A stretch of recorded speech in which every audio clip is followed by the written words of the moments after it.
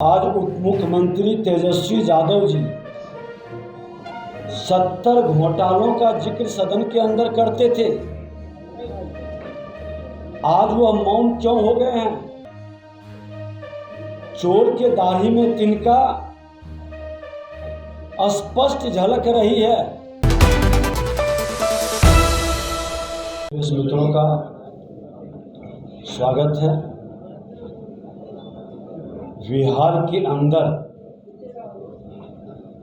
जितने तकनीक के साथ सरकार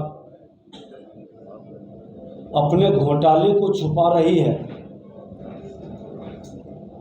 आज उप मुख्यमंत्री तेजस्वी यादव जी 70 घोटालों का जिक्र सदन के अंदर करते थे। आज वह मौन क्यों हो गए हैं? चोर के दाढ़ी में तिनका स्पष्ट झलक रही है। जब सीबीआई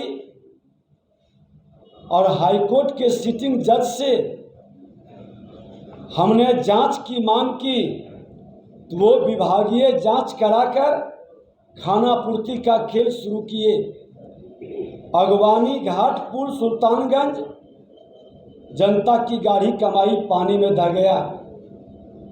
ऐसे तो पानी के नाम पर कई खेल हुआ, हर घर नल का जल, जल जीवन हरियाली और गंगा जल तक पानी का खेल चलते रहा, लेकिन अब तो पुल भी पानी में बह रहा है। कमीशन खोर सरकार की पोल खुल रहे हैं। पुलों का स्ट्रक्चर ऑडिट की जो बात आज सरकार ने की है, ये भ्रष्टाचारियों को बचाने का एक बड़ा खेल है। इसके पहले उन्होंने क्यों नहीं ये किया? एज बिल्ड ड्राइंग सभी पुलों को सरकार पहले क्यों नहीं चेक करवाई? सरकार जवाब दे। जितने भी एसपी सिंगला के माध्यम से या अन्य एजेंसी के माध्यम से बना है, सरकार सभी पुलों का कितने वर्ष का इसका लाइफ है, ये भी तो इंगित करके स्पष्ट करे। इसका डिजाइन हुआ है, इसकी लाइफ कितने दिनों की है, ये स्पष्ट बताए। 10 साल 15 साल के अंदर ही पुल जर्जर हो जा रहा है। आज कई पुल जो पहले बना है 10 साल 15 साल के अंदर ही उसकी स्थिति क्या है। और सच्चाई तो ये है कि पुलों का ड्राइंग निगम कार्यालय में उपलब्ध नहीं है। सरकार इसको जवाब देना चाहिए। पुल निगम के शीर्ष पर बैठे पदाधिकारी की जवाबदेही तय करनी चाहिए। बड़े भाई के समय विकास का कोई वास्ता नहीं था, लेकिन माननीय मुख्यमंत्री जी, आप तो इंजीनियरिंग के ज्ञाता थे, आपको तो तकनीकी समझ और जानकारी भी था, फिर इस तरह का खेल कैसे हुआ? आपको जवाब देना पड़ेगा।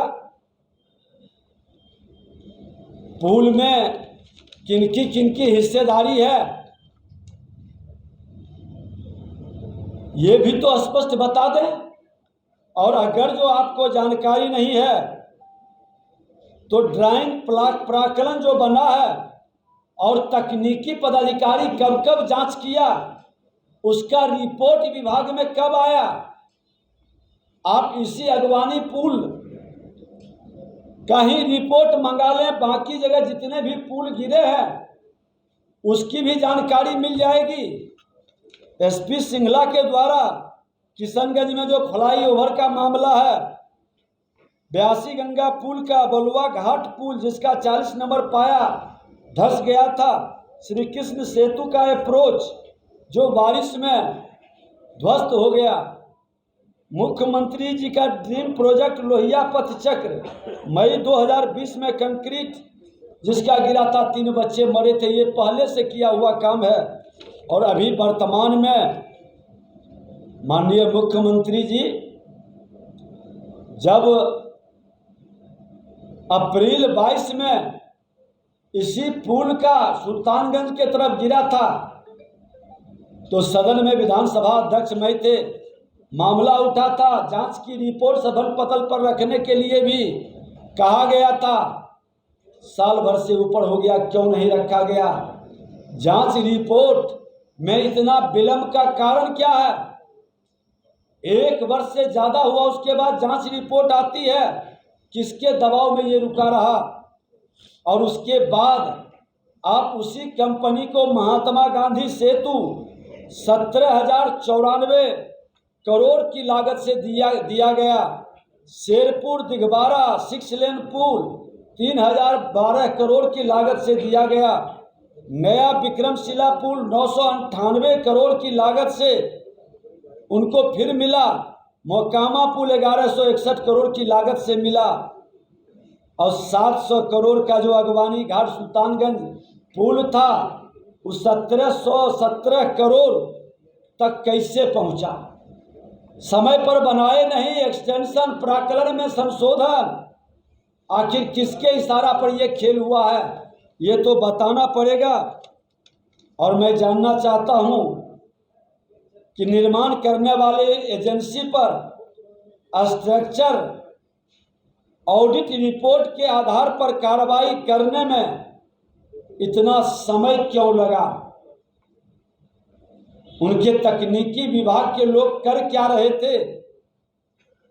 और अब तो सच्चाई ये है कि ऑडिट के नाम पर समय बिताने की चाल और बचने का खेल मुख्यमंत्री जी आपने शुरू कर दिया है। ये भ्रष्ट संस्था को बचाने का खेल आपने शुरू किया है। निर्माण कार्य में देखरेख करने वाले तकनीकी अभियंता और पदाधिकारी की सूची सरकार जारी करे और उनकी संपत्ति की भी जांच करा ले। स्पष्ट हो जाएगा। पथ निर्माण विभाग के अंदर 2 3 बड़े इंजीनियर पकड़ाए थे, करोड़ों का रुपया पकड़ाया था। क्या हुआ? कैसे उस मामले को दावा गया, छुपाया गया? ये पैसा किन लोगों तक पहुंचता था, ये स्पष्ट करे सरकार। मुख्यमंत्री जी, तहसीलदारी की जो खेल बिहार के अंदर हो रही है, जनता की गाढ़ी कमाई का बिहार की जनता जानना चाहती है। और उससे भी बड़ा गड़बड़ी कि निविदा प्रक्रिया में बड़ा घोटाला है। सच्चाई तो ये है कि एसपी सिंघला जैसे इनके चहेते कंपनी के इंजीनियर ही निविदा पेपर तैयार करते हैं, उनके सलाह पर तैयार होती है, उनके हिसाब से तैयार होती है, ताकि उन्हीं को ये टेंडर मिल सके। और प्राक्कलन इतना रिच बनाया जाता है कि अगर जो वो 25% लेस पर भी ले तो उनको घाटा नहीं होगा। दूसरे लोग हिम्मत ही नहीं जुटा पाएंगे। आज भागलपुर का प्राक्कलन इतना रिच बना कि 25% लेस पर लिया गया है। इसकी जांच हो और एसपी सिंघला के अकाउंट का भी जांच हो, ताकि इसके द्वारा कमीशन किनको किनको गया है ये स्पष्ट हो जाएगा। जब जांच सीबीआई से या हाईकोर्ट के सिटिंग जज से ये कराते हैं तो स्पष्ट हो जाएगा कि ये पैसा कहां कहां गया है। सरकार में बैठे किन किन लोगों के जिम्मे ये घोटाला का पैसा गया है। जितना पर निविदा राशि तय होता है, विभाग के द्वारा उसको तकनीकी रूप से इतना जगह स्पेस छोड़ा जाता है कि विलंब होने पर उसकी प्राक्कलन की राशि बढ़ाई जा सके और जनता की गाढ़ी कमाई का पैसा लुटाई जा सके। ये खेल सरकार के माननीय नीतीश कुमार के तकनीकी घोटाला के कारण हुआ है। इसकी जांच आवश्यक है।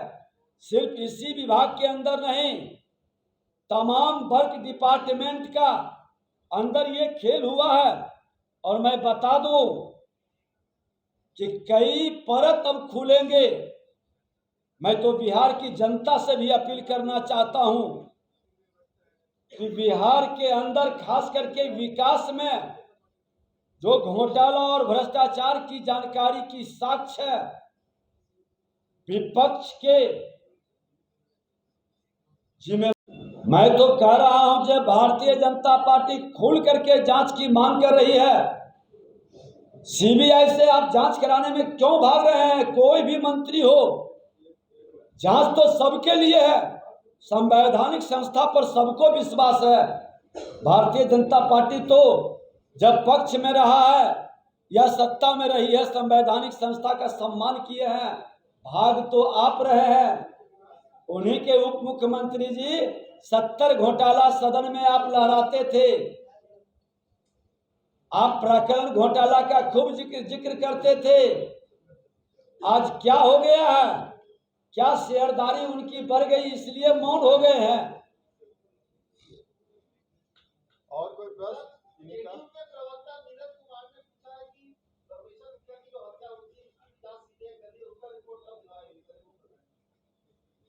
आज पुल से जुड़ा हुआ प्रश्न है और प्रवक्ता का जवाब हमारे प्रवक्ता देंगे।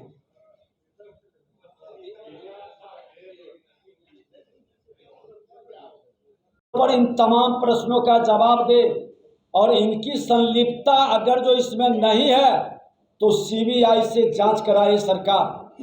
और सीबीआई से जांच कराने के बजाय फिर देखिएगा बहुत जल्दी पहले भवन निर्माण विभाग में आग लगा था और आरडब्ल्यूडी का सारा फाइल जल गया।